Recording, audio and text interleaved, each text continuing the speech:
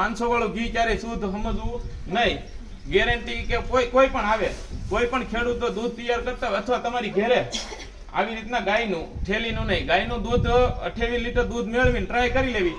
900 ગ્રામ થી 1 કિલો કે 100 ગ્રામ માથે આવે એટલું જ ઘી તૈયાર થાય, તો ઈ જ ઓરિજિનલ ઘી સમજવું.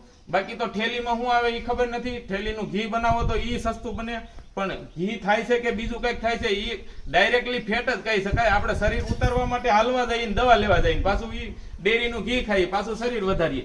મહેનત આપણે પુષ્કળ કરીએ પણ શરીર વધારવામાં, ઘટાડવામાં નહીં. આપણે માનસિકતા એવી છે કે શરીર ઘટાડવા માટે આપણે હાલીએ છીએ, પણ સામું ઘી ને ખોરાક જે ખાવાય છે એ બહાર ના આવે છે, એટલે શરીર ક્યારેય ઘટવાનું નથી, વધવાનું જ છે.